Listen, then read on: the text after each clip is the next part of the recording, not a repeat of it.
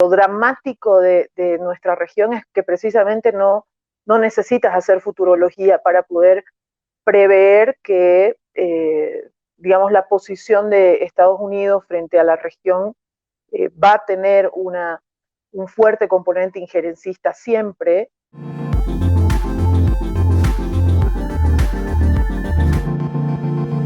Bienvenidos a todas y todas. Tenemos la posibilidad en estos días de disfrutar del ensayo documental El Desacuerdo, un documental de la directora argentina María Baniat, con idea también original, no solo de ella, sino también de Ricardo Forsters, y que es interesante, es un documental que viaja entre dos momentos en el tiempo de una región, de Latinoamérica y el Caribe, pero también para hablar del mundo, digo. 2015, entrevistas realizadas en marzo de aquel año, donde el panorama regional era uno, donde la construcción de identidad entre varios gobiernos que no solamente tenían políticas afines, sino que tenían un sentido común de pensar nuestra América de una manera en particular. Poco tiempo después, en algunos de esos países que tenían estas políticas progresistas o gobiernos progresistas, por llamarlo genéricamente, cambiaban su signo político en muchos de ellos. Y la verdad que el paso del tiempo hasta 2019-2020, cuando se realiza otra parte de las entrevistas del documental, el cambio realmente fue contundente. Pandemia de por medio, nuevas situaciones puestas en la discusión social en las calles, las protestas populares en Chile, en Perú, en Ecuador, golpe de Estado en Bolivia, recuperación de la democracia. Bueno, un panorama convulsionado y muy movido en Latinoamérica y el Caribe. Por eso nos parecía interesante poder hablar con alguno de las y los referentes que estuvieron y que están en este documental entrevistados y que dan un panorama en diferentes épocas, pero con una guía también histórica de lo que fue pasando en la región. Por eso es un placer presentar a Gabriela Montaño Viaña, médica y política boliviana. Fue presidenta de la Cámara de Senadores de Bolivia durante 2012 y 2013 y presidenta de la Cámara de Diputados de Bolivia entre 2015 y 2018. Gabriela, muchísimas gracias por conectarte y gracias por esta entrevista. No, gracias a ustedes, Gustavo, a Claxo y por supuesto un gusto encontrarnos. Gabriela, hablábamos un poco de lo que fue sucediendo en la región, que después me gustaría profundizar contigo un poco cómo fuiste viendo los procesos que se fueron dando y cómo a veces en el curso de la historia, digo, momentos en particular, a veces dejan una marca, preocupaciones grandes que tenemos en algún momento no necesariamente están marcados a fuego o en piedra, como dicen algunos de los entrevistados en la película. Lo concreto es, ¿qué te pasó cuando viste tu entrevista del año 2015 en esta época? Bueno, me volvieron dos sensaciones muy opuestas. La primera es que sigo opinando lo mismo que dije en el documental y estoy digamos, en el mismo lugar en términos ideológicos, en términos políticos, no ha cambiado nada, pero han pasado muchísimas cosas y mucha agua debajo del puente en estos años en el continente. Y entonces una magia que tiene el documental es que enlaza esas dos etapas como si estuviéramos hablando de una única unidad en Latinoamérica, y me parece muy interesante ese paso temporal y también la mezcla que se genera en términos de las entrevistas. Veía ahí a muchísima gente que conozco y que admiro también, y parecieran en algunos casos que estuvieran hablando en el 2020 y no en el 2015, ¿no? Es impresionante. Es un lindo documental y vale la pena verlo, creo. Gabriel, en ese recorrido que tú estás contando, pasaron muchas cosas en este periodo entre 2015, 2019, 2020, en la política local de muchos de los países.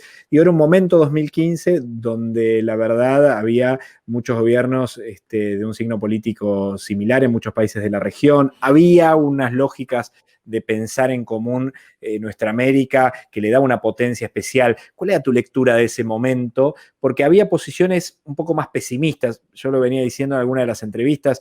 Por ejemplo, Chomsky tuvo un discurso muy pesimista en ese marzo de 2015 en el Cervantes. Lo recuerdo, inclusive que fue como de discusión en los pasillos, porque no parecía ser muy coincidente con lo que estaba sucediendo en la región. Claro, pero él no se refería a la región, sino que se refería a un mapa más internacional de todo el mundo, y posiblemente algo de razón tenía, porque la verdad que el panorama político, inclusive en la región, en muchos de los países, cambió muy rápidamente de signo político.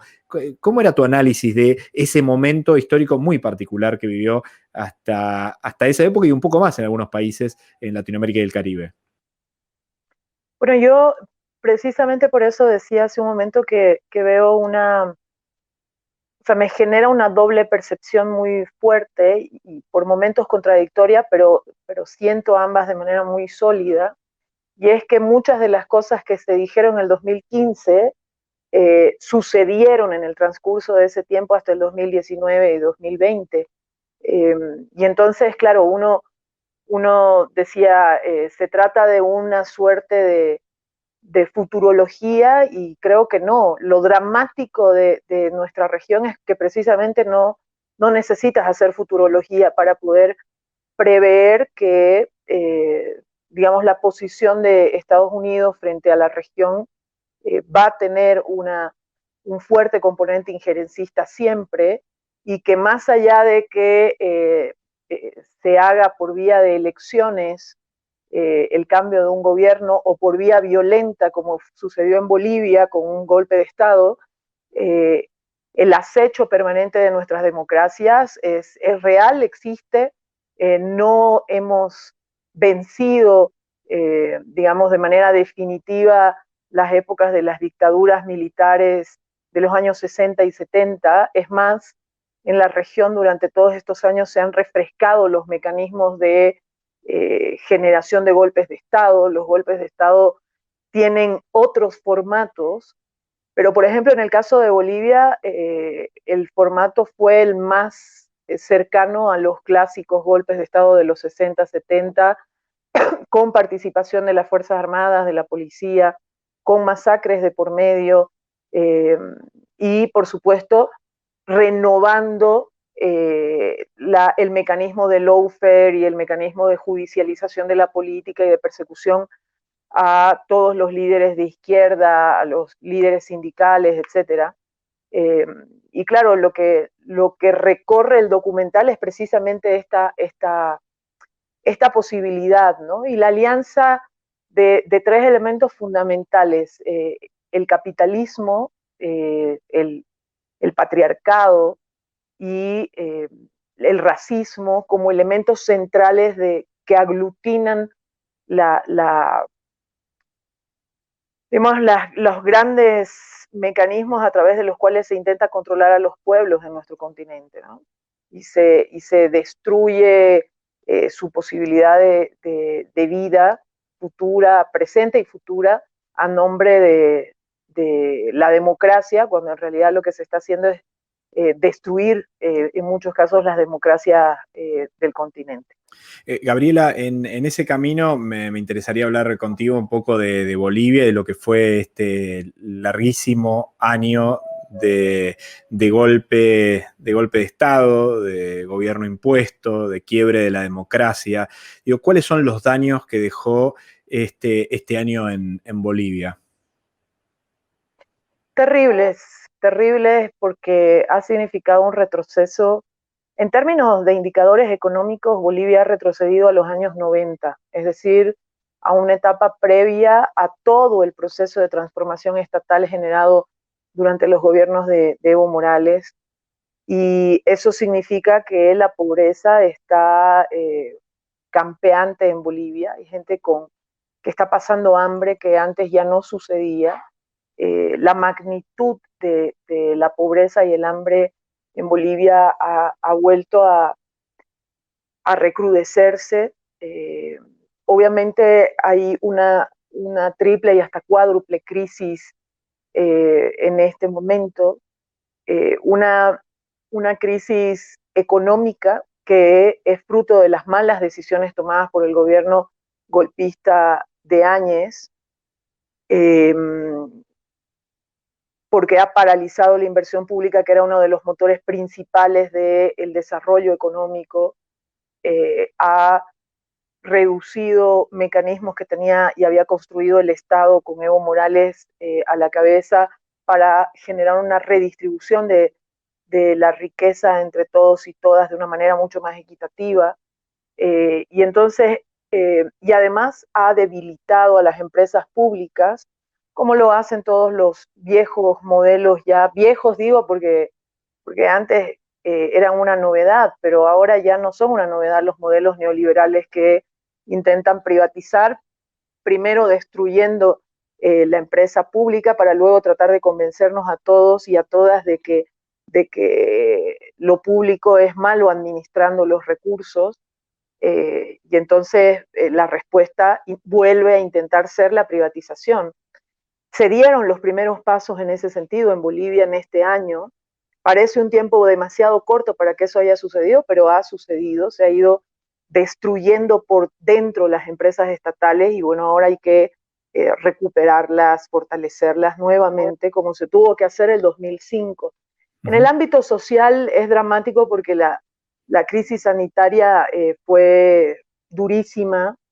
Eh, en Bolivia ustedes veían imágenes hace algunos meses de cómo se recogían cadáveres desde de las calles, porque la gente no tenía mecanismos no solo ya para atender a sus familiares, sino para poder enterrar dignamente a sus familiares, como sucedió en Ecuador, como sucedió en algunos otros países de la región. Eh, y claro, un sistema sanitario que había tenido tan solo un año antes el reto de enfrentarse a un desconocido virus como era el arenavirus, y hubo un brote de arenavirus justo un año antes del coronavirus. En ese momento no se tenía ni siquiera definido qué virus era o qué etiología tenía la enfermedad. Era un síndrome hemorrágico inicialmente con una letalidad altísima, eh, pero logramos un año antes frenar ese brote, controlarlo, dar condiciones a la población de certeza. Y un año después, con dictadura, se contaron por miles los muertos con coronavirus y no se hizo absolutamente nada, ni en la prevención, ni en la atención primaria en salud, eh, a pesar de que Evo Morales había dejado ya implementado un sistema único de salud que había incluido a más del 50% de la población dentro de la atención universal de salud. Entonces ahí sí tenemos también una crisis sanitaria de la que lentamente estamos saliendo, pero siempre con el temor de que existe una segunda ola Claro. brotes en la región y que constituyan una gran dificultad. Una crisis política que a pesar de que se ha dado el enorme paso de recuperación de la democracia a través de elecciones generales, todavía hay otras fases de esa recuperación completa de la crisis política porque se tienen que renovar el próximo año también autoridades municipales, departamentales, que también estaban prorrogados en su tiempo de mandato y habían quebrantado la institucionalidad democrática.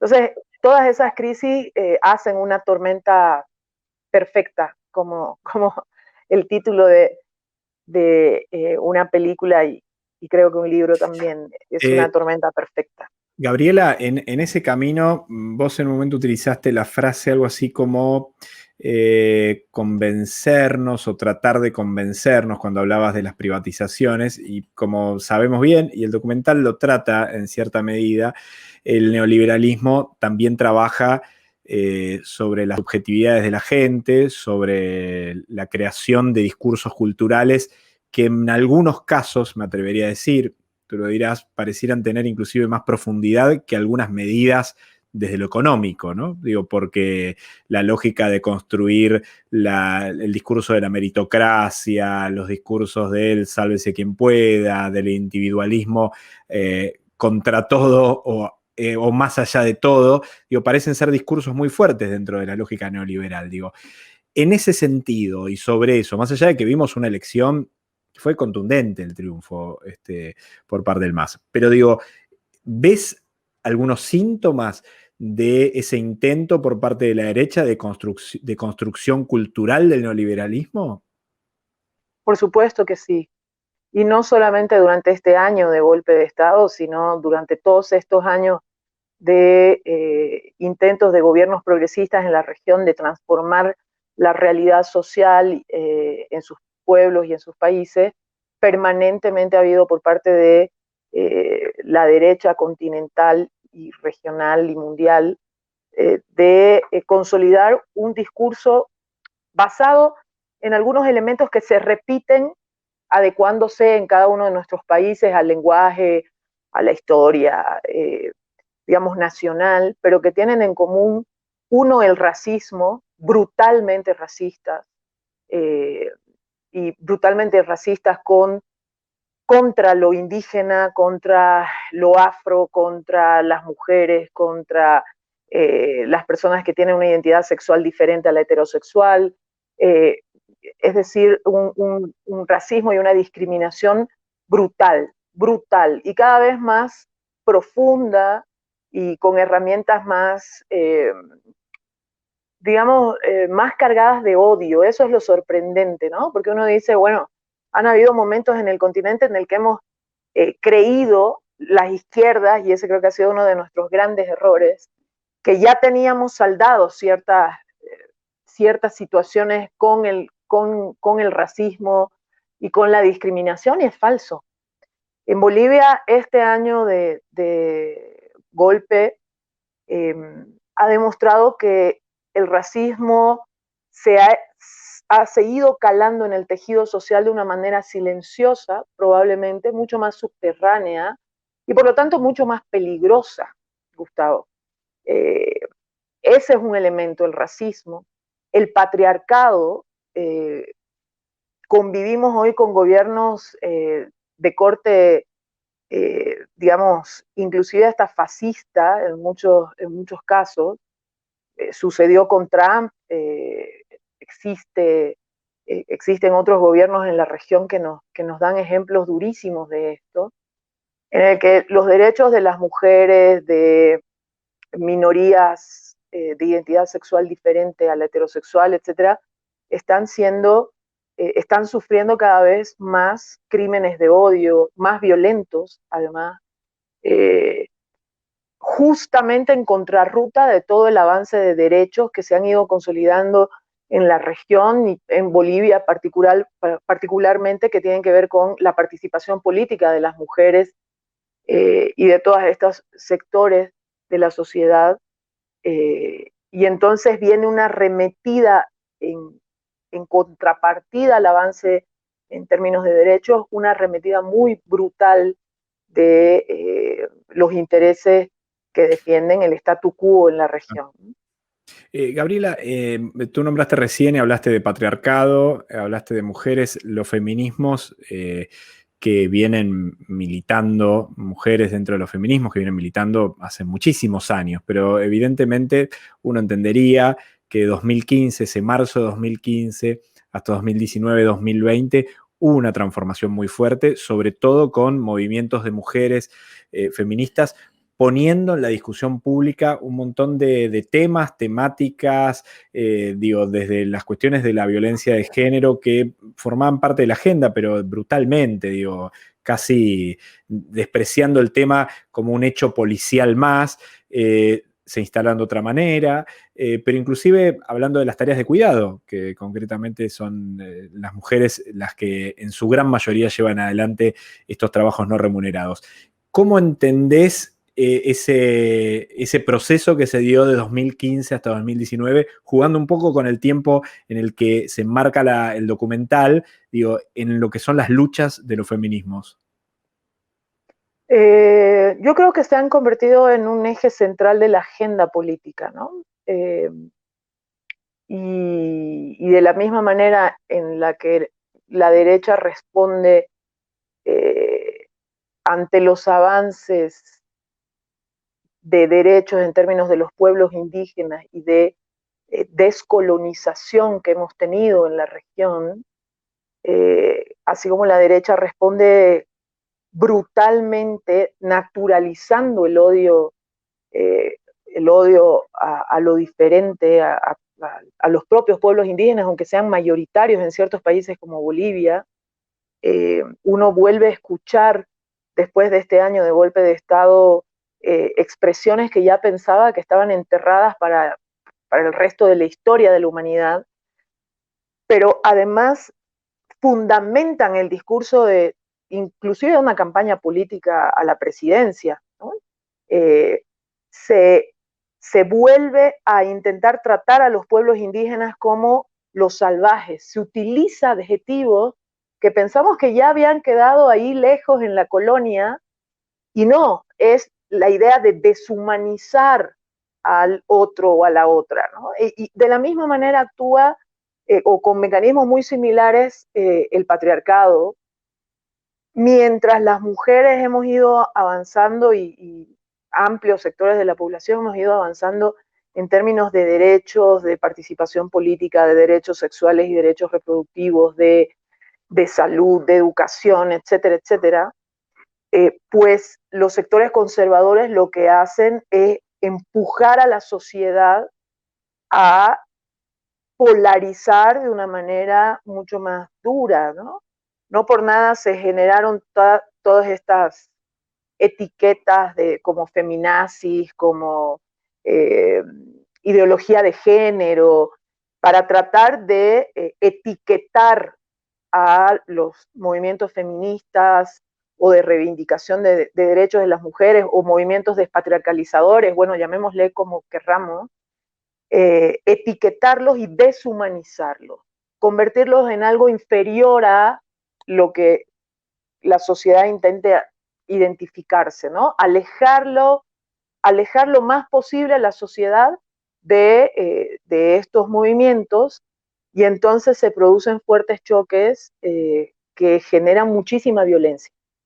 El resultado inmediato en lo cotidiano es violencia, violencia al interior de la familia, violencia en la calle, violencia en el trabajo, violencia, ¿no? La respuesta es violenta, es virulenta, es el virus de la violencia en nuestra región en este tiempo es tan o más preocupante que el coronavirus, sinceramente. O sea, yo creo que es un fenómeno que tenemos que revisar todos los días en Colombia, en Chile, en Perú, en Brasil, en Bolivia, en Ecuador, en Argentina, en todas partes, ¿no? Esa respuesta violenta de los sectores conservadores que quitan vidas, que hablan de defensa de la vida, pero que cuando se trata de una mujer indígena o de una mujer feminista, la vida no importa. La vida de esa mujer o de esa niña o de esa adolescente se puede perder y no le importa a nadie.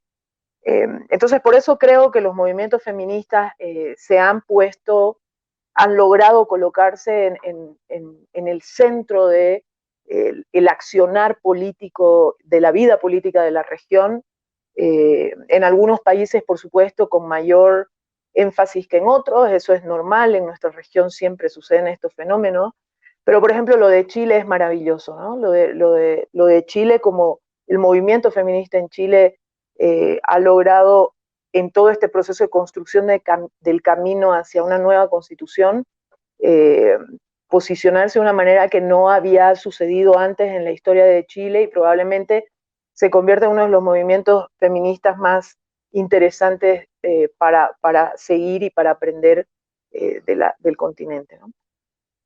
Gabriela, agradecerte muchísimo por la entrevista, por la posibilidad de la charla y sobre todo la reflexión para permitirnos abrir un poco la cabeza, pensar el momento que vivimos, muy conectado con el desacuerdo. Le decimos a la gente que está viendo esta entrevista, pueden ver el desacuerdo, este documental, este ensayo documental dirigido por María Baniat, con idea también original de Ricardo Forster, y tuvimos el placer de hablar con Gabriela Montaño Viaña, que es parte de ese documental. Así que, Gabriela, muchísimas gracias por este encuentro y gracias por ayudarnos a reflexionar. No, gracias a ustedes por el espacio. También recomiendo ver el desacuerdo.